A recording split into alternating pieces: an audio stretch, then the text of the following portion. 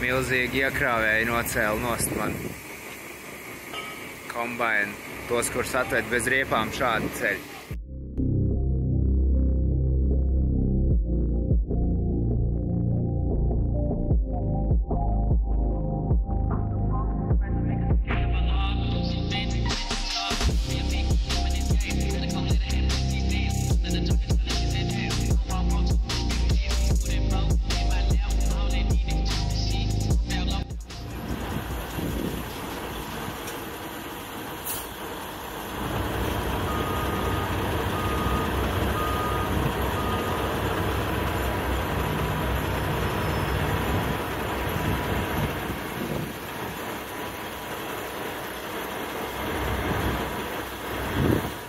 Lūk, reku mana kaste arī ir veiksmīgi nolaižas uz zemes. Tas brezents ir lupatās. Dažiem arī ir saplēsts, bet man laikam viss trakāk. Es nezinu, kāpēc. Bet, nu, labi, ka viss ir nonācis galā normāli.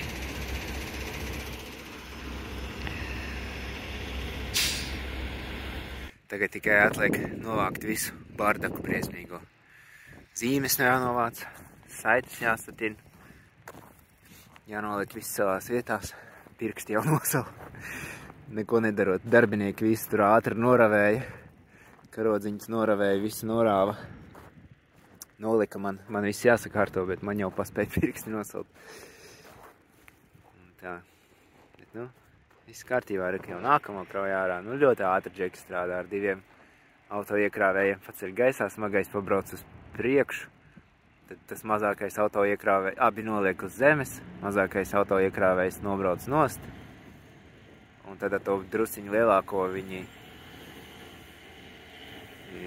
iestumļi viņu vai piepaceļ kaut kā tur, laikam viņam garas dakšas piepaceļ un ieliek vietā pie pārējām kastēm. Skaisti. Profesionāls darbs. Nolasīju visas oversize zīmes, satinu visas saites, visas saliktas pa vietām. Tagad sildu pirkstus kabīnē. Kravas nav. Jāgaida, kad iedos kravu. Tāpēc nekur vēl nebraucu. Pirms braukšanas uz šejieni visādas laika ziņas brīdināja par kaut kādu mega sniegu. Kaut kāds supermākonis gāja pāri Minnesotai un Viskonsīnai un drusciņi Illinoisai, Mičiganai, jā. Teica, ka vietām būšot pat 24 collas sniega, tas ir 60 centimetri. Viņš kartē norādīja apmēram uz šo vietu, tas laikapstākļu čalis. Bet, nu, te nav nekas tam līdzīgs vispār. Nu, ir kārtīgi tāda ziema, daudz sniega, bet, nu, ne jau 60 centimetri, nekāds pusmetrs, nekas tam līdzīgs.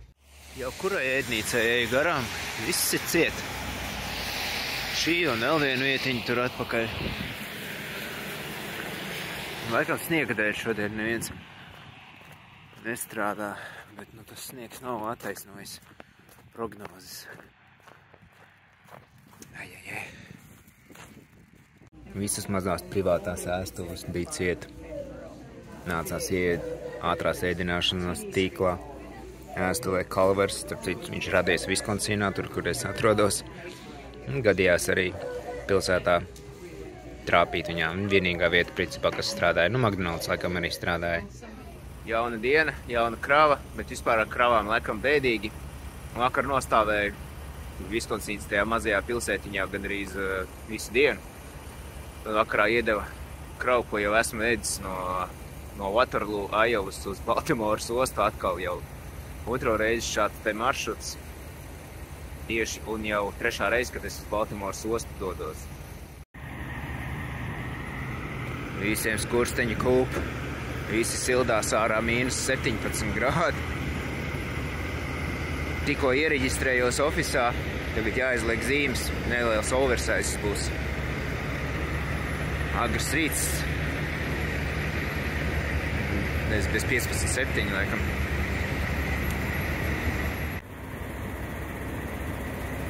Pilnīgi viss te sasals un netīrs. Slidotava. Šausmas. Augsts.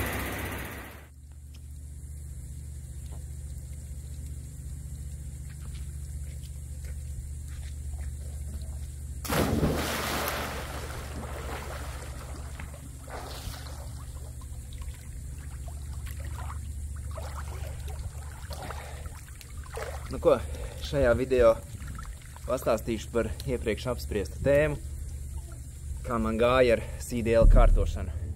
Ok, pastāstīšu savu pieredzi, kā es kārtoju šeit CDL.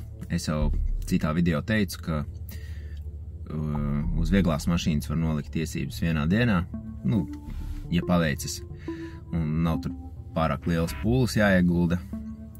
Un beigās tā vieglā mašīna nav nemaz tik viegla, bet tāds mēra neizmēra kravinieks. Tad šajā video pastāstīšu, kā man gāja kārtojot CDL. Nu, protams, ka to nevar nokārtot vienā dienā, tas ir daudz grūtāk, bet joprojām uzskatu, ka vieglāk kā Eiropā vai Latvijā, piemēram, nolikt CE kategoriju, jo Latvijā ir jāliek divas kategorijas, ir jāliek C un tad E, un pa vidu vēl kaut kur 95. kods jāizdomā, kā iegūt. Šeit uzreiz kārto vajadzīgo kategoriju, kas ir A klases CDL, kas ir vilcējs puspiekabe kategorija. Nu, vai smagais piekabe vai vilcējs puspiekabe. Tas jau pātrina krietni procesu. Ja? Bet pārējais ir mazliet pat līdzīgi, kā Latvijā pierasts darīt. Ja? Ir jāveic teorijas apmācība, jāliek teorijas eksāmeni, jādabū mācību braukšanas atļauja, un tad jāveic praktiskā apmācība un praktiskais eksāmens. Īstenībā vēl nesen bija tā, ka nebija nekādu vispār prasību. Ne teorijas apmācībai, ne braukšanas apmācībai varēja vienkārši uzreiz likt eksāmenus. Daudz tā arī darīja, mēģināja ietaupīt lielu naudu un kaut kā pašmācības ceļā mēģināja apgūt kravas mašīnas vadīšanas iemaņas, jā. Nu, kāds tur varbūt kādam radiniekam bija kāds kravinieks vai CDL kādā reisā aizbrauc līdzi, kādam kaimiņam, radiniekam, draugam, jā. Bet, nu, katrs darīja kā mācēja pēc saviem ieskatiem. Bet teorētiski varēja uz eksāmenu atnākt kursants, kurš nav pat sēdējis kraviniekā, jā. Uz braukšanas eksāmenu varēja atnākt. Nu, lai jūs nesaķerat galvu un nešausminieties, es varu pateikt, ka tāds kursants nekad dzīvē nenolikt eksāmenu. Tas 100%, viņš pat līdz braukšanai, viņš pat neiekāptu kabīnē, viņš turpat, viņa eksāmenis sāktos pie smagā blakus, viņš turpat arī beigtos, viņš ietu mājās. Jā, jo eksāmena prasības ļoti stingras, jā, bet vēl nesen nebija vispār nekāda regulējuma, kā tas students nonāk līdz tām zināšanām. Tagad viss ir citādāk, tā kā es ierados ASV tieši 2 nedēļas pēc jauna likuma stāšanās spēkā, tad man arī bija jāiet tā jaunajai kārtībai cauri. Tā jaunā kārtība jau ir kaut kas līdzīgs Eiropai. Tātad teorijas apmācība joprojām ir diezgan brīva kārtība, var teoriju izmācīties pie viena pakalpojuma sniedzēja un braukšanas nodarbības pie cita pakalpojuma sniedzēja. Tā viss vēl joprojām ir tā mazliet tā kaut kā brīvi. Nu, un tā teorijas apmācība nav jāiet autoskolā, solā sēdēt un klausīties, ko pasniedzējs stāsta. Tur tas bija izdarāms mājās no telefona vai datora. Bija jānopērk tāds kurss. Maksāja viņš ļoti dārgi, jo tikko bija stājies spēkā tas likums, un tā bija pilnīgi jauna lieta, līdz ar to tas kurss maksāja nenormālu naudu. Es par viņu samaksāju $400. Un pa lielam tas kurss ir vienkārši CDL handbook, kura ir ielādējama par baltu velti DMV saitā, tikai uztaisīta kā tāda programma, kur katras nodaļas beigās ir kaut kāds testiņš, viss tur ļoti primitīvi, izlasi nodaļu, atbild uz jautājumiem, izlasi nodaļu, atbild uz jautājumiem, un tā līdz kursa beigām. Un tad beigās bija kaut kāds super garais testiņš, kuru jāatbild bija pareizi uz pilnīgi visiem jautājumiem, bet varēja pildīt viņu cik reizes gribās. Nu, viss tā diezgan vienkārši, to varēja izdarīt diezgan ātri. Nu, man kaut kāds dažas dienas pagāja, jo es tur tā mēģināju arī baigi lasīt tos noteikumus un iedziļināties, bet vispār to varēja izdarīt vispār pa pusdienu, vienkārši izšķirstīt cauri tās nodaļas un atbildēt uz tiem jautājumiem. Katrā ziņā tajā brīdī tas bija ļoti pārcenots, pa $400 ielādēt vienkārši CDL handbook, kas ir par baltu velti pieejama. Nu, tāda bija tā situācija, es nevarēju to apiet, man tas bija obligāti jādara. Labi, kad ir nolikts kad ir iziets tas kurss, tad tas pakalpojums sniedzējs, pie kā ir nopirkts tas kurss, aizsūta kaut kādu apliecinājumu vai certifikātu uz FMCSA, kas ir tāda atbildīgā iestāde par šo visu. Tas ir Federal Motor Carrier Safety Administration. Jā, laikam tā arī saucas. Un, kad tas certifikāts ir viņiem aizsūtīts par to teorijas apmācību, tad var iet uz DMV un kārtot teorijas eksāmenus. Ir jākārtot 3 teorijas eksāmeni. Pamatzināšanas, gaisa bremzes un transporta līdzekļu sastāvi. Tā viss tā kravinieku viela sadalīta tādās 3 eksāmenos. Man gāja ļoti viegli ar tiem eksāmeniem, es viņus nokārtoju ļoti ātri. Katram eksāmenam tur man bija aizgājis, 15 minūtes, varbūt 10. Nokārtoja Tante aiz lodziņa jau brīnījās, ka es tik ātri nāku atpakaļ pēc katra eksāmena. Viņai jau radās aizdomas, kā es tik ātri varu nokārtot tos eksāmenus, bet man viņi nelikās pārāk grūti. Kad tie ir nokārtoti, tad saņem mācību braukšanas atļauju, līdzīgi kā Latvijā. Pirms tam vēl bija jāaiziet medicīniskā pārbaude, arī līdzīgi kā Latvijā, ja? Bet šeit tikai uz smagajiem tādu prasa, uz vieglajiem neprasa. Un tad var sākt ar praktiskajām nodarbībām. Un te es saskāros jau ar nelielām bažām par to, ka tas būs baigi dārgi un baigi ilgi, jo bija autoskolas, kur rinda bija vienkārši 3 mēneši, vienkārši, lai sāktu tos tavi kursi, rinda pieraksts 3 mēnešus uz priekšu. Tad bija autoskolas, kas par tiem kursiem prasīja kaut kur pie $6000, tas bija krietni pa daudz. Un tad bija autoskolas, kur pats kurs ilga 8 nedēļas. Arī 8 nedēļas es netaisījos īsti mācīties, jo es zināju, ka tur man nevajag tik daudz laika. Un tā es zvanījos, par laimi te DMV saitā ir visas autoskolas sarakstītas, kas ne tikai ir certificētas veikt apmācību, bet arī pieņem eksāmeni, jā. Praktiskais eksāmens ir turpat, kur notiek apmācība. Lūk, tā es zvanījos.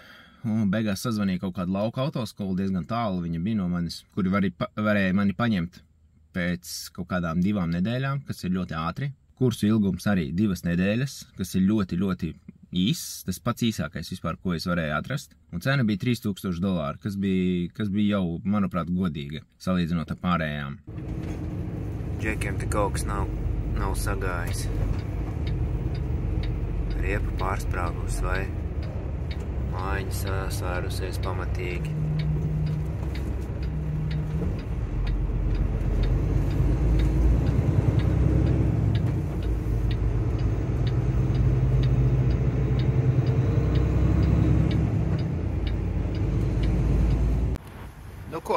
Traktors jau ir atvests uz Baltimoru, te pat viņš ir.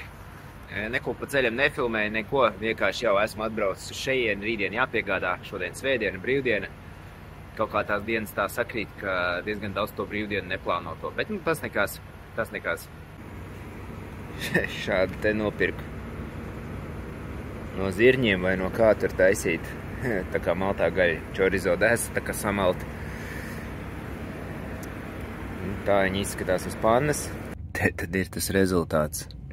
Druciņi pielika arī sieru un guacamole. Kā piedeva ir šādi te rīsi. Kvinoja un brūnie rīsi. Kaut kāds pupiņas arī tur izskatās, ka ir jānotestē.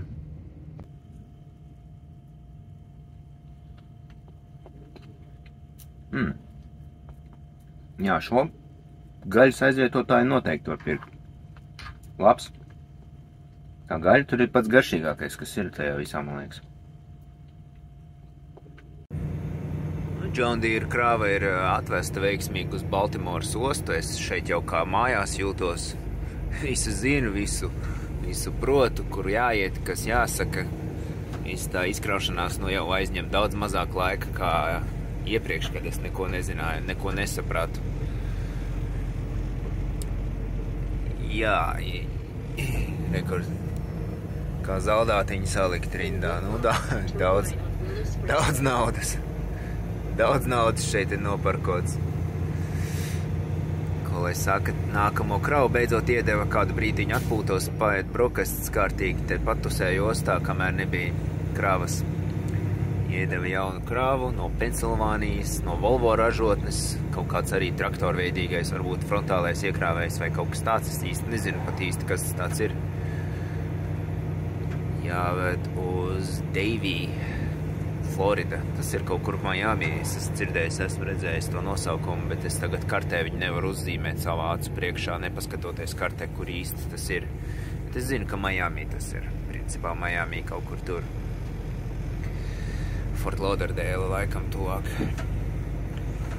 Un jā, virzāmies. Maziņš oversiziņš būs kaut kāds pavisam neliels. Tad jau mājās pats paciemošos uz dažām dienām arī super. Nu, lūk, norādītajā dienā ierados tur tajā autoskolā, iepazīstināja mūs ar kaut kādiem tur iekšējās kārtības noteikumiem un viss tas, bet, lai pastāstītu par mācību procesu, droši vien jāpastāsta, kas tad ir eksāmenā jādara, kādas ir tās prasības. Nu, viena tāda liela atšķirība no Latvijas, piemēram, ir tas, ka ir ļoti daudz laika runājamajai daļai.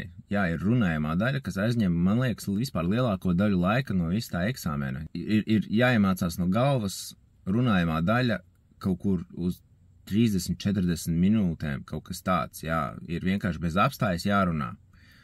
Kas tā ir tā runājamā daļa? Tas ir, saucas PTI, jeb Pre-Trip Inspection, jeb transporta līdzekļa pārbaude pirms darbu uzsākšanas. Nu, lūk, un tas iekļauj sevi transporta līdzekļa tehniskā stāvokļa raksturošanu no priekšējiem lukturiem līdz aizmugurējiem bumperam. Pilnīgi visas detaļas. Zemmotora pārsaga. That this is my water pump. It's not cracked, it's not damaged or loose, it's not leaking any fluids, and it's properly bolted to the motor. Balstiekārta. The shock itself is not cracked, damaged or loose, and because the shock does have hydraulic fluid in it, you do have to mention that the shock is not leaking any fluids. Bremzes. You would say that my brake chamber is not cracked, damaged or loose. It's properly mounted and secured. The plate is not cracked, damaged or loose. There's the bolt right there that holds it. Sakabes ierīce. Platform pin is not cracked or damaged. It's properly secured with a cotter pin. This is the release handle for the fifth wheel that releases it so you can pull the trailer away. The release handle is not cracked or damaged, and it is in the locked position, meaning Kravas nodalījums, rāmis, tur, visas detaļas, uz kuru var parādīt ar pirkstu un jānoraksturo to tehniskais stāvoklis. Tā runājamā daļa nav tikai kravinieka ārpusē, bet arī iesēžoties kabīnē, un tur tā kļūst vēl pat sarežģītāk, jo ne tikai ir jānoraksturo pilnīgi visi slēdži, pilnīgi visi instrumentu panelis, drošības jostas, sēdekli, rokturi, viss spoguļi, stikls, pilnīgi viss, kas atrodas kabīnē, ugunsdzēšamais, avārijas 3 stūri, rezerves drošinātāji un tam līdzīgi. Bet arī ir jāpastāsta par gaisa bremžu sistēmu, jeb to, tā teikt, diagnosticēšana no kabīnes, par gaisa noplūdi. Šajā daļā nedrīkstēja kļūdīties par vienu vārdu. Viens vārds vai viena darbība nepareizi, eksāmens ir beidzies. Un tā gaisa sistēmas pārbauda bija apmēram tāda. Ir jāiedarbina dzinējs, jāsapumpē gaiss līdz pilnam spiedienam, jānoslāpē dzinējs, jāieslēdz atkal aizdedze, jāpaņem chronometrs, uz paneļa stāvē chronometrs speciāli tam sagatavots, jāuzņem 1 minūte laika. Nē, no sākuma jānospiež bremzes, redziet, es jau sajaucu, es jau izkritu eksāmenā. Jānospiež bremžu pedāls līdz galam un jātur viņš. Jāuzņem laiks 1 minūte un jāvēro gaisa spiedienu rādījumi visu šo laiku. Kad paiet 1 minūte, jāpagriežas pret inspektoru, pret eksāmenu pieņēmēju un jāpasaka, par kādu spiedienu nokritās gaisa spiediens. Un vai tas ir pieļaujamajās normās. Tad ir jānoliek tas chronometrs, tad ir jāturpina ar to, ka tiek pumpēts bremžu pedāls un jāļauj spiedienam nokristies līdz tādam spiedienam, ka ieslēdzas brīdinājuma signāls par pārāk zemu spiedienu.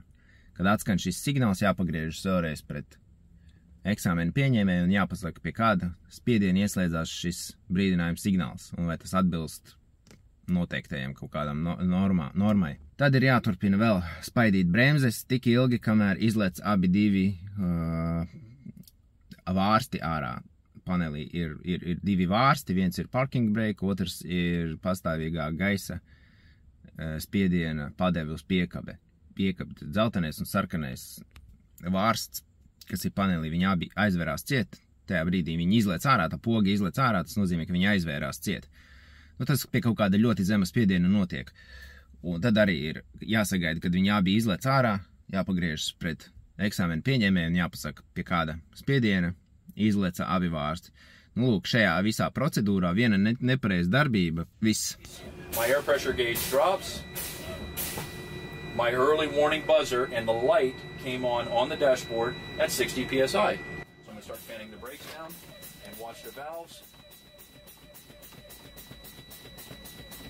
You have to make sure they both pop out. All right, there you go. They just both popped out. That let me know that my emergency brakes come on for both my tractor and my trailer.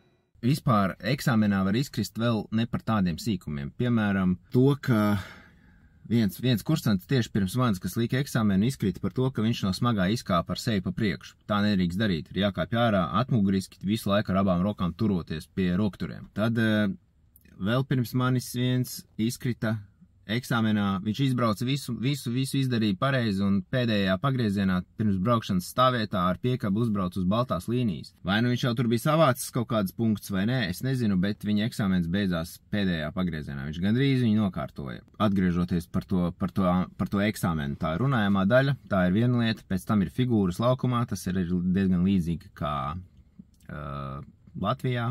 Pirmā figūra super viegla ir konusiņi salikti rindiņā, tā kā josla. Ir jāiebrauc viņos iekšā, jāizbrauc pilnīgi cauri piekabe, un tad atpakaļ gaitā jāizbrauc vēlreiz cauri ar piekabi. Nu, diezgan viegli, vienkārši taisni atpakaļ gaitā jāizbrauc. Ok, nākamā figūra drusciņ sarežģītāk. Ir tie paši konusiņi, jāizbrauc blakus viņiem cauri, un jānomaina josla atmuguriski, un vēlreiz jāizbrauc cauri šai konusu joslai. Tā kā atmuguriski jāielok iekšā tajā pareizajā joslā un jāizbrauc atmuguriski cauri. Nu, nekas it kā tāds pārāk grūts. Trešā figūra ir 90 grādos jāieparkojas arī starp konusiem, jeb vārtos, jeb alley docking, kas ir tā kā alejas piebraukšana pie rampas alejā vai kaut kas tam līdzīgs. Jā, nu tas arī, ja māk braukt ar smago, tad tas vispār nesagādā nekādas grūtības 90 grādos ielocīt smago starp konusiņiem. Tas uz laukuma viss, tur tas laukuma figūras varēja izpildīt, nezinu, pa minūtēm kaut kādām 10, un tad jābrauc pa ielu. Braukšana pa ielu obligāti iekļauj sevi arī braukšana pa intersteitu, kas ir tā pati galvenā lielā automaģistrāla šeit štatos, jā. Kaut vai vienas izējas attālumā, kaut vai 3 jūdzes, jā, bet ir obligāti jāpabrauc pa intersteitu. Vēl viena būtiska nianses, ko es pieminēt droši vien pašā sākumā. Šeit štatos var nolikt uz smagā tiesības tikai uz automātu, un tad drīkst arī strādāt tikai ar automātu. Bet es liku tiesības uz manuāļa, jo, tas bija vienkārši neapspriežams principa jautājums. Ja es noliktu uz automātu tiesības, es nezinu, kā es to saviem čomiem Latvijā arī, kas ar smagajiem brauc, kā es viņiem to paziņotu, ka es noliku štatos tiesības, bet es tikai ar automātu drīkst braukt. Es tam pazemojumam cauri nebiju ar mieru iet, man vajadzēja manuāli. Manuālās kārbas ir ļoti specifisks, ļoti aizvēsturisks izgudrojums, bet viņi joprojām ar tādām brauc, jo tas darbojas samērā labi. Ja, tās kārbas ir bez sinhronizatoriem un ir tāda īpaša tehnika, tā ātruma pārslēgšanas tehnika. Ja, ir eksāmenā obligāti jānodemonstrē ātruma pārslēgšana, lietojot 2x sajūgu. Tā uzsāk sajūgu lieto izspiežot līdz galam, un tajā brīdī, kad smagais ir uzsācis, sajūgu vairs lieto spiežot tikai līdz pusē, un jāspiež viņš 2 reizes pie pārnesuma pārslēgšanas. Vienreiz, lai izņemtu no pārnesuma, vienreiz, lai ieliktu pārnesumā. Un tas vēl nav viss. Lai ieliktu zemākā pārnesumā, ir jālieto vēl starpgāzi. Tas ir tad jānospiež sajūgs. Lai izņemtu no pārnesuma, tad ir jāatlaiž sajūgs, jāuzspiež gāze, un tad ir vēlreiz jāspiež sajūgs līdz pusē, lai ieliktu citā pārnesumā, kas ir zemāks. Ja. Tā ir tāda īpaša tehnika, kura ir obligāti jānodemonstrē eksāmenā, taču neviens šofers nebrauc šādā veidā. Visi praktiski šoferi brauc ar saucamo floating gears metodi. Floating, es pat nezinu, kā pārtulkot, peldināšana, ne, bet grūti atrast vārdu, kas atbilst tam. Viņi sajūgu lieto tikai uzsākot. Vairāk viņi sajūgu nelieto. Viņi pārslēdz ātrumus bez sajūga. Tas ir tas brīdis, kad nav, kā lai pasaka, kad nav ne akcelerācija, ne deakcelerācija. Tas nulles punkts transmisijā, kad nav slodze ne dodot gāzi, ne atlaižot gāzi. Motors ne kāpina ātrumu, ne arī bremzē ar motoru. Tas punkts, kad tā transmisija ir pilnīgi atslogojusies, un tajā brīdī var mierīgi izņemt no ātruma un ielikt citā. Pat vieglajiem dažreiz var pat izņemt no ātruma, ielikt laikam nesanāks, bet izņemt no ātruma šajā nulles punktā var dažiem vieglajiem, kam varbūt padilušāk tā ātrumkārba vai kā. Bet tādā veidā brauc visi šoferi ar manuālajām kārbām, viņi sajūgu nelieto, viņi slēdz ātrums bez sajūgu, un tas viss strādā ļoti labi, lai cik arhaiska tā pārnesuma kārba nebūtu, strādā skaisti, tikai lieta tāda, ka tai autoskolai nemaz nebija tādu smago, kuriem ir šī parauga pārnesumkārba. Viņiem tie vilcēji bija tādi diezgan mazi, un viņos bija kaut kāda parasta kārba. Vienam bija 6 ātrumi, vienam bija 7 ātrumi. Un nevienam no šiem smagajiem nebija jāpielieto šī īpašā divreiz sajūgas spiešanas metode. Līdz ar to mums to neprasīja. Kaut gan likums nosaka, ka kursantam ir jānodemonstrē šīs prasmes, ja viņš grib ar manuāli nokārtot tiesības. Līdz ar to man ir tiesības uz manuāļu, bet es tā īsti pat neesmu pabaudījis to klasisko amerikāņu pārnesumkārtu. Diemžēl es ļoti gribu pamēģināt, varbūt kādu dienu. Beidzot arī esmu ticis pie Volviķa. Un baigi foršais īstenībā. Grūti saprast, vai viņu vajag man dzīt uz atpakaļ, bet laikam, ka padzīšu. Pamēģināšu iedarbināt.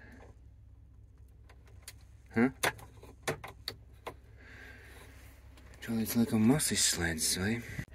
Atradu masu slēdzi, ieslēdzu. Mēģināsim dabūt dziesmā.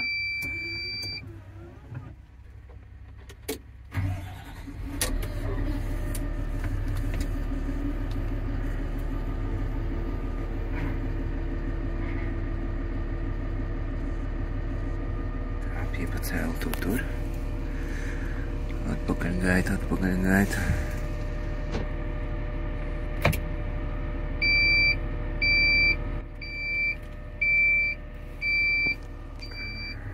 Rokas bremzes, kur viņš man rādīja šeit.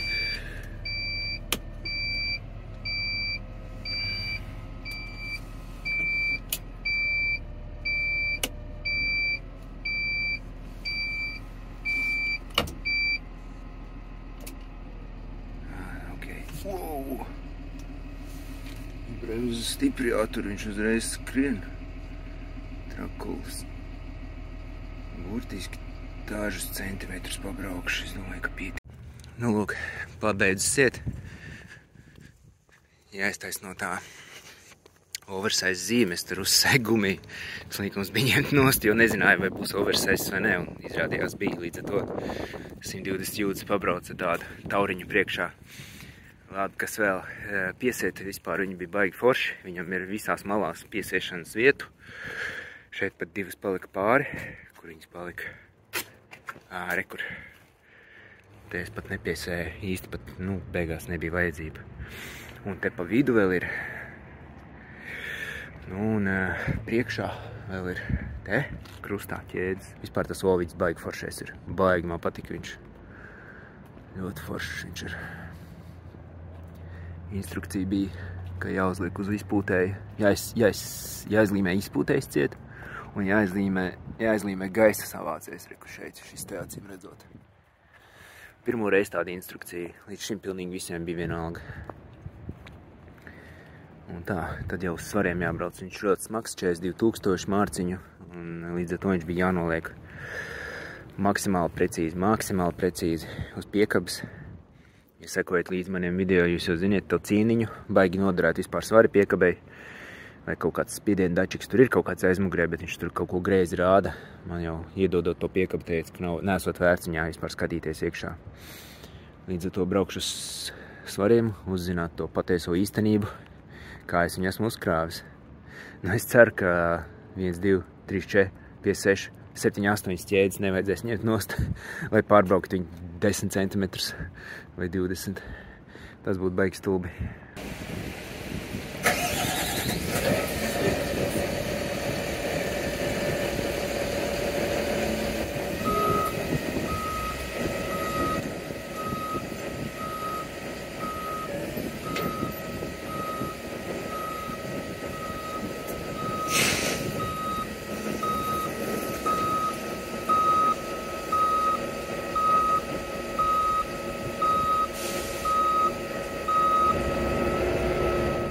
Ar trešo piegājienu smagais ir nosvērts un nevar vēlēties vēl labāk sadalīt to svaru pa asīm. Pirmajā reizē es pārbraucu smago uz priekšu, atslogojās piekabe pietiekami, pat pa daudz mazliet, un pārslogojās dzenošie riteņi. Tā brīvā vieta uz dzenošajiem nebija pietiekami liela, lai kompensētu pārslodzi uz uz piekabi. Līdz ar to gribi vai negribi jādzen uz priekšu sēdli. Man jau sāka garīgais riktīgi bojāties. Es neko tur nefilmēju, bet kur sēdli ir pamatīgi aizstumta uz priekšu. Noņēmu dubļu sargus, jo pagriezienos viņus vienkārši nolocītu. Te viņi man mētājās, kaut kur jāpiestiprina. Traktors ir jāsieņ no jauna. Bet rezultātu tagad ielikšu bildīti no pēdējiem svariem. Es pats pa sevi brīnos, kā tik ideāli es viņu sakrāvu. Ir vieta degvielai, ir vienkārši labāk nevar vēlēties, kā ir sakrauts tas smagais. Tagad kāds smagais? Smagais traktors nolikts uz piekabes, to es gribēju teikt. Tagad man ir tikai viss jāpiesiet, jāpēd kaut kas pusdienās un jādodas ceļā.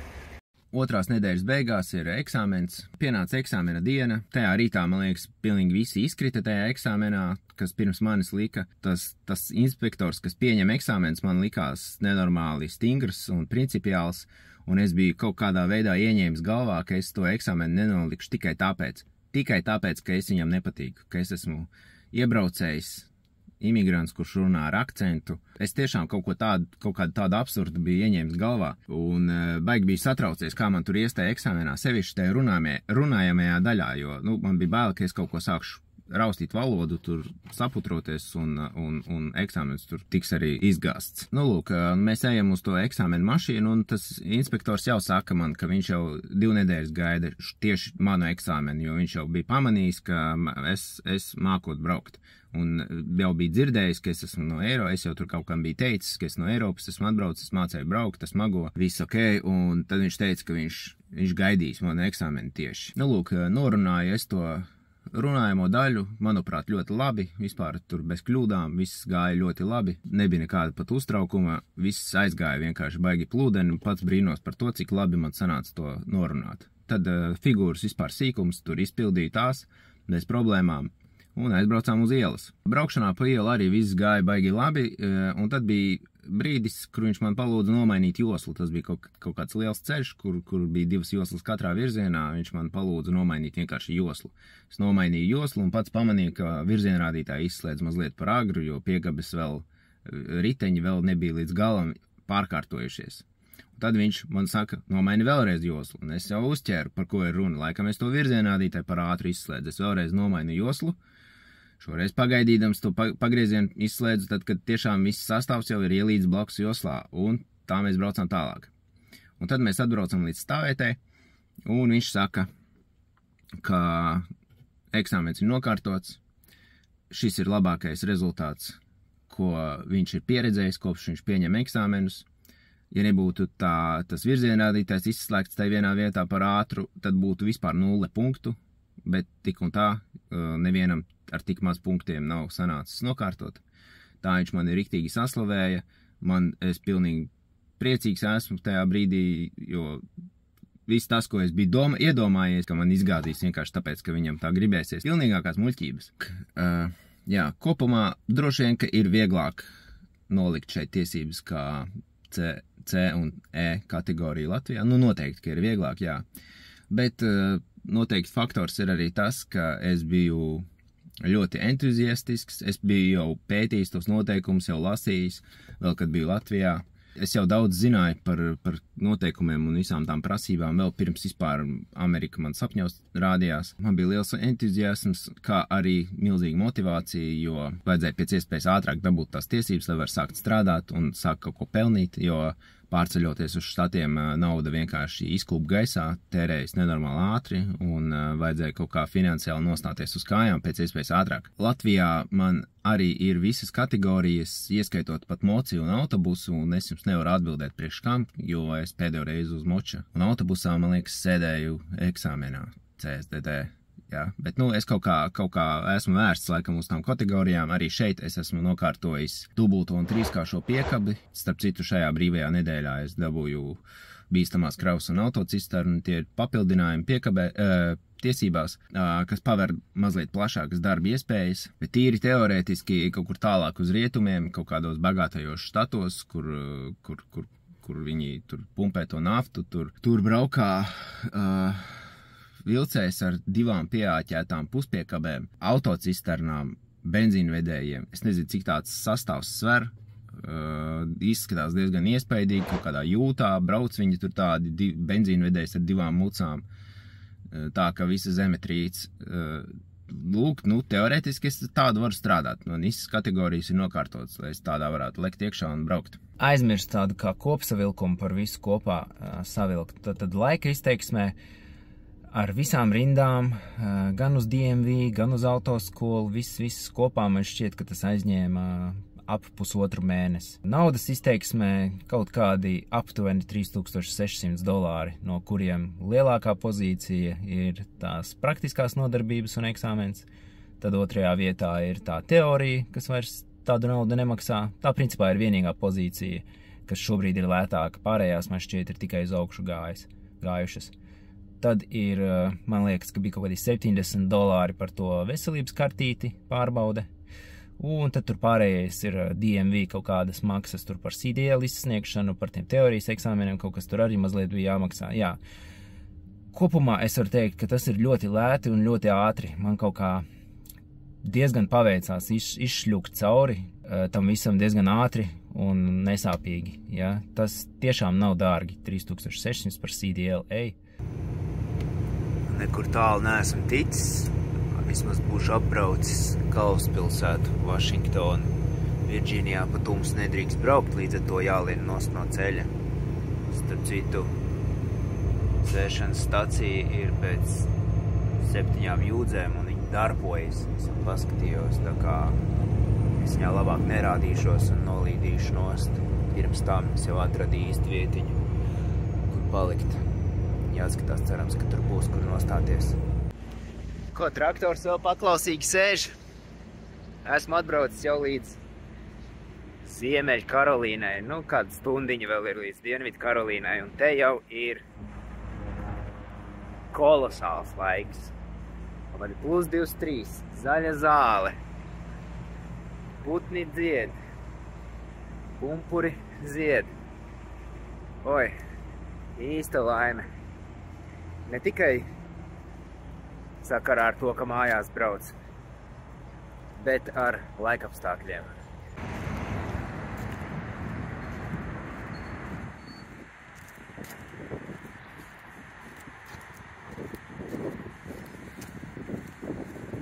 Ai, cik te ir forši.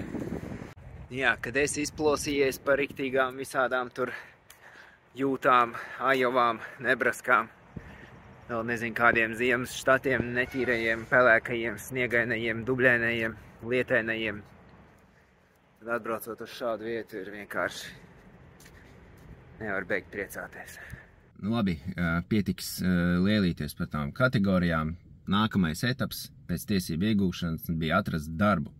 Un šeit manas ekspektācijas pilnīgi nesakrīt ar realitāti. Es šeit tiku ļoti ātri apsēdināts, jo savās iedomās es biju iztēlojies, ka firmas, ka visi mani gribēs, ka šoferis taču tā vajag. Tūlītās es izskatīšu visus piedāvājumus un izvēlēšos pats, uz kurien iet strādāt. Un realitātei tas bija pilnīgi citādāk. Un nemaz jau šoferi bez pierādāma stāža štatos šeit tā nevajag nevienam. Vai arī, ja vajag, tad tie nosacījumi ir tādi, kas mani arī ne īsti apmierināja. Galvenokārt jau atalgojums. Kā es šeit atradu savu pirmo un vienīgo darbu uz kravas mašīnas, to droši vien ir vērts pastāstīt arī kādā citā video. Lieku es, kā jau pamanījāt, kadrus video no ziemas, vēl februārs tur kaut kāds figurē. Ja? Es nevaru tikt līdzi safilmētajiem ar montāžu.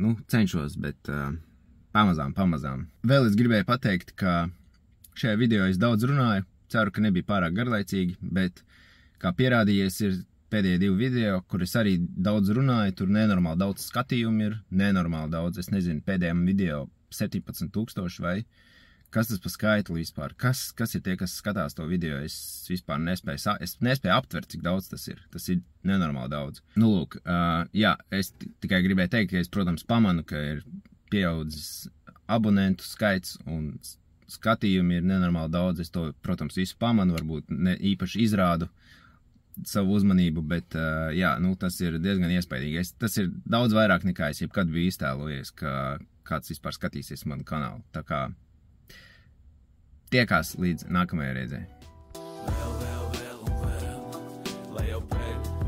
lai jau dzēr, laiks rādīs, laiks dziedēs, varbūt kļūdies, varbūt arī vēl un vēl, lai jau pēļ, lai jau dzēr, laiks rādīs, laiks dziedēs, varbūt kļūdies, varbūt arī vēl un vēl. Lielība neko nemaksā, pietaisīts biks jāmazgā, jādomā, kas tās meitas tracinā, kas to zem tricinā, kas to Rīgu dimdinā, meklē, izdibinā. Par visu šajā dzīvē ir jāmaksā, gan paradīzē, gan peklē īstenībā, lai dzīvot pa īstam, pie sevis ir jāstrādā. Vēl, vienalga, ko kurkuļ murminā, dēls tu tik pūrkali turpinā, jūtas nav jādala sīknaudā.